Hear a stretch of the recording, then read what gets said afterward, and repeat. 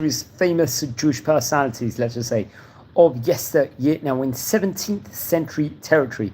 I'm going to speak today about a famous, I believe he was a Chacham, his own right. His name was Isaac Orobio de Castro, very famous rabbi. He was actually, I believe he was a rabbi, or he had a form of smicha. He was born in the year 1617, I think in Berganca in Portugal. He would pass away in Amsterdam in 1687. He was a Portuguese, let's say, philosopher, Jewish philosopher, a physician, and religious, as Wikipedia puts it, apologist, respectively. While he was only a child, I think he was taken to Seville in Spain by his parents. I think they were Moranos. He would study philosophy over there at the Alcalá de Henares, and he would become a teacher of metaphysics at the University of Salamanca, I believe. Later, he would devote his time with regards to studying medicine, and he would become a popular practitioner in Seville, a physician in ordinary, let's say, to the Duke of Medina Kelly, and a family nearly related to the king. When married and the father of family, I think the Castro was at the instigation of servants whom he had punished for theft, denounced the Inquisition as an adherent of Judaism, and he was thrown into a dark and narrow dungeon where it's reported over he would be there for 3 years, subject to very frightful and to wear something called a San Benito or a penitential garment for 2 years. He thereupon would go to Toulouse. He would become a professor there of medicine at the university. At the same time, he would receiving from Louis, I think, I'm not too sure, Louis the Eighth maybe, but the title of counselor, but weary at last of hypocrisy and dissimulation, he would end up going to Amsterdam around the year 1666, respectively. He would be about that specific point in time, if I'm not mistaken. So he would go there. Finally, remember, Amsterdam at that point in time, especially in the 17th century, was a very famous place, Jewish community over there. And there he would make a public confession of Judaism. He would adopt the name Isaac, and in that city, de Castro continued the practice of medicine and soon became very, very well known at that stage in time. He was elected to the membership in the directory of the Portuguese congregation and several academies of poetry. I think eventually he died at Amsterdam, I think in the year 1687, respectively. So that he was very, let's just say, famous at that stage in time. I believe we've spoken about him on various occasions for him in the series.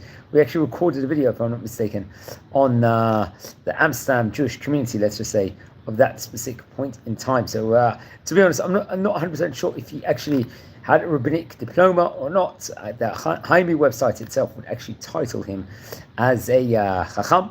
So that's what I would have thought over there. But I think he was definitely a doctor, if I am not mistaken, and was very, very famous, let's just say, of that specific point in time. So, okay, let's continue over here speaking about him.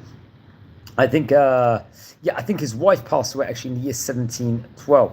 Now, much can actually be said about him. I think there's various articles, dissertations, let's say, even done, and he's very, very much well documented, not just in the Jewish sphere itself, but also, let's just say, in all different websites in of itself, all different encyclopedias. Usually titled from Christianity to Judaism will be actually titled within regards to him, which is and there's many articles you can find within regards to this specific topic, which I very much recommend everyone to look into. Let's explore a bit more within regards to him. We're going to speak about some of the writings that he had let's say all together in of itself, because he did write a lot of Torah books. I think the JSTOR website itself has an entire PDF and talking about his story, and many other websites, especially if you want to find online, were actually featured, let's just say, much information within regards to his time period as, let's just say, a leading figure at that point in time. I think there was a book of from Yosef, it was written by someone named Yosef Kaplan and translated by Raphael Loewy, which is titled Story of Isaac Orobio de Castro from Christianity to Judaism, respectively. So there's an entire, let's just say, at that stage in time, entire documentation within regards to that, and many pages are devoted to speaking within regards to him. So very, very interesting. So friends, anyone tuning in live, we're exploring the life of someone named Isaac Orobio di Castro, who happened to have been a famous person of his time. Now, as we said before, his family, I believe, did initially come from Spain. I think part of the Spanish expulsion of that stage in time. And remember, Spain, Portugal, Amsterdam, it was a turbulent time period, and much actually occurred during that specific era in of itself. Now, I think there's various branches of his family. We want to speak about the Castro family in of itself. All, I think, of Spanish and Portuguese origin, any one of the De Castro family. Some have continued to bear the simple name of De Castro, others known as De Castro Osorio, De Castro Sarmiento, De Castro Castello or Osorio, Pereira de Castro, and there's various different vernaculars, let's just say, in itself, or terminologies you can actually use within regards to his name. Now, let's speak about his marriage. He was married, I believe, to Rabbinit. I don't know if she was actually Rabbinit. Her name was Esther in of itself, I think from the Isabel family, maybe from Paris, if I'm not mistaken. Now, I'm not too sure, once again, I'll backtrack. I'm not too sure if he actually had some sort of a rabbinic ordination or not, but he was definitely a famous philosopher at that point in time. I think they would have 6 children. Hannah, also known as Anna, Moshe or Moses, I think Rivka, Abram, and Sarah, and I'm not too sure. I think they had, I'm not sure the names of the remaining children. And Esther passed away quite significantly after, in the year 1712. That would have been, I think, approximately about more than 25 years, approximately 25 years after her husband had passed away. Let's look at some of his writings over here. He was a prolific writer. His work entitled Curteman Philosophicium Propaganda Veritatis Divine Naturalis Adversus J. Bredengori Principia was, I think, published in Amsterdam in the year 1684. And we'll have reprints in the year 1703, also in 1731. And I think over there he would attack the ethics of Spinoza, with whom he maintained, but I think he was in correspondence with him, if I'm not mistaken. It was translated into various different languages, including Spanish, if I'm not mistaken, and was way later on translated into English, I think, in recent years. And many of his writings, I think, still exist in manuscript. Many of it was translated. And that's something that we have to point out now. Long after De Castro's death, a Jewish person by the name of Henriquez would actually publish an alleged work of his in French entitled the Israel Venge, claiming it to have been originally written in Spanish. I think it was translated in English by someone named Grace Aguilar. This was in the year 1839 in London, if I'm not mistaken, which is very, very interesting. And his discussions, let's say De Castro's discussion on Christianity with the Dutch preacher Philip van Limbroch, were published, I think, by a later work entitled De Veritate Religions Christian Amici Colata cum Eruditio Judaism. I think that was printed in the year 1681, if I'm not mistaken. So that is very, very interesting in of itself. Now, friends, anyone tuning in live, we're exploring the life of a famous philosopher, Yצחק Orobio de Castro. Let's explore a bit more within regards to him here on this special edition of here. Remember, he passed away close to about around near 340 years ago, which is quite a long time period in of itself, but it's always opportune time. So I think he was born, as I said before, in Portugal, and he was born with this specific name into family, obviously conversos from Spain. And many people at that point in time had to practice their Judaism in secret. As we stated before, many of his family were tortured and imprisoned by the Inquisition for maintaining their Judaism. And you can see the Mesirat Nefesh to even hide their Judaism at that point in time is always very moving to hear. I think at that point, if I'm not mistaken, he went originally to Malaga to study medicine. I think a plague while he was studying, or 2 years after he was studying, would actually strike the city. And he would actually help because he was in the medical field, he would help assisting the sick people inside the city, if I'm not mistaken. And we spoke about what happened to his family, with trumped up charges at a very specific point in time. And let's just say going to Amsterdam itself at that stage in time would actually help him return to Judaism openly and wholeheartedly. He wouldn't go by himself. I think he would actually go with it. Maybe I think his parents and some of his siblings will actually come with him to Amsterdam. It's interesting. His wife, Esther, Rabbanit Esther, her original name was actually Isabel, but I think they would change her name, and they would change kids' name, and they would adopt Hebrew names also, respectively. So that's very, very interesting. Apparently, he was recognized as a scholar. He studied Torah with another famous rabbi, Rabbi Moshe Raphael de Eguela, and would consult with him on matters of beliefs, opinions, and Torah interpretation. So that's very key to know over there. Whether he was ordained or not, I'm not sure about.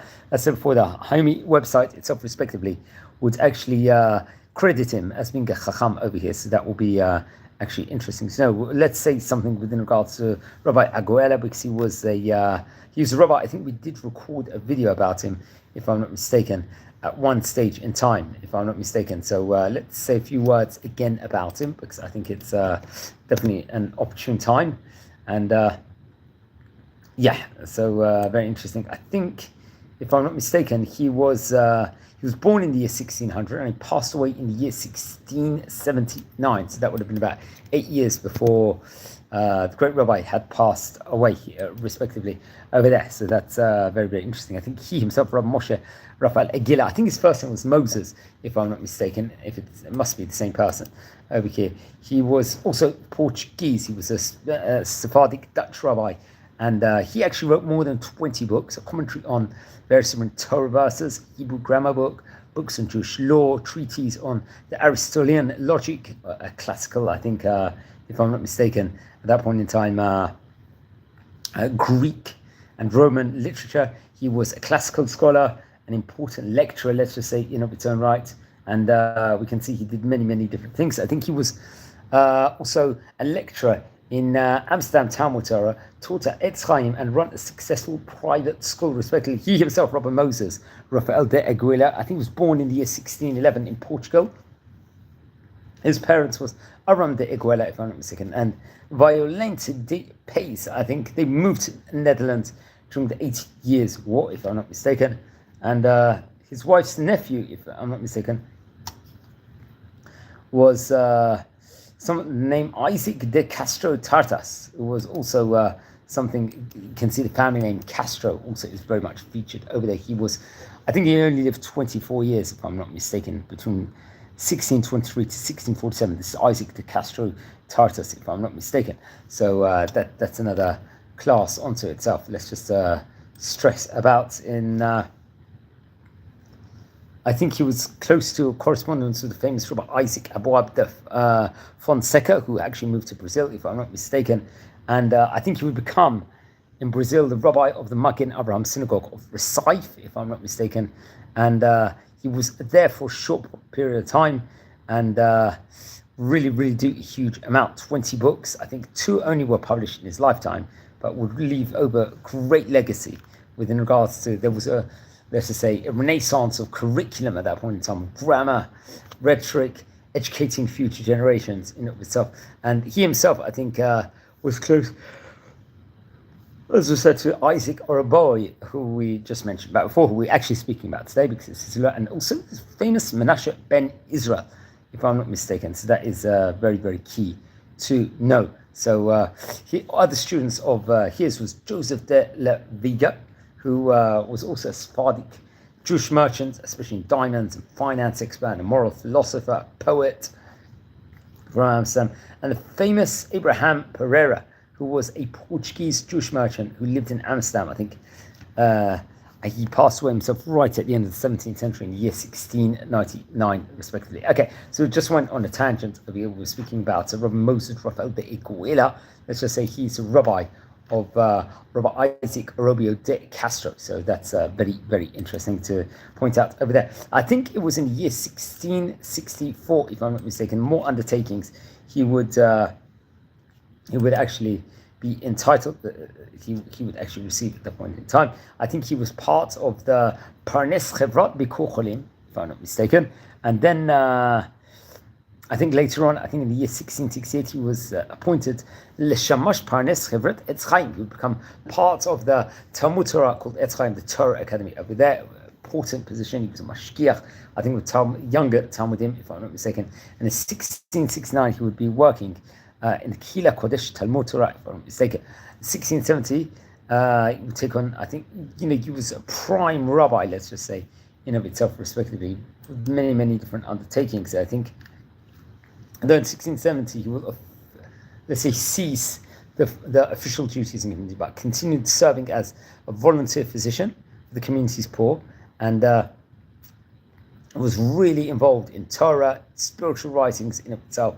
Was involved also, I believe, in dialogue with Christians, if I'm not mistaken. Was involved in public polemics with Jews, including the polemic over the views of philosopher Baruch Spinoza at that stage in time. So I think he passed away in the year 1687. And I think was later as he would actually be buried in an area called Oder Kirk, if I'm not mistaken. So that's very interesting to know that.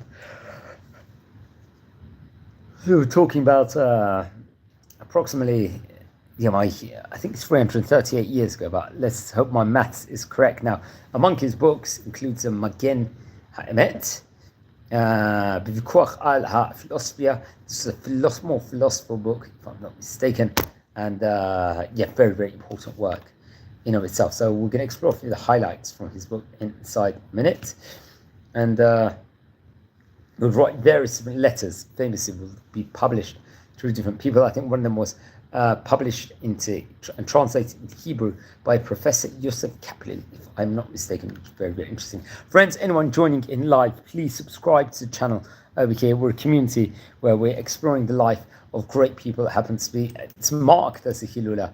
This specific date is of Yitzhak Orobio de Castro, if I'm not mistaken, the first of Kislev. So that's very, very interesting. Let's explore a few of his teachings over here. Now, among it, he teaches, I think, in Targum of Yosef Kaplan, if I'm not mistaken, page 190 of his book.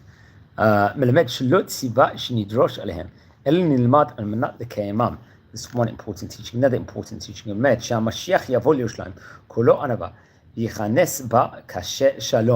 This is a very important teaching. Another teaching.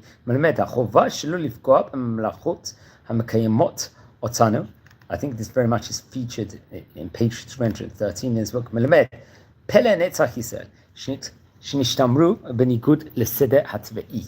And another teaching, I think, from page 69, if I'm not mistaken. And another teaching,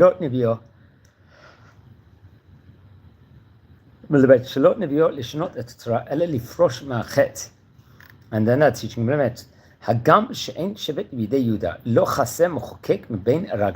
another important teaching over here. And he was a famous person of his time, famous a scholar. He was a philosopher, and someone that arguably one of the most famous figures in Amsterdam, especially during the 17th century. This is something that we definitely have to point out over here. Now, friends, we're a community over here.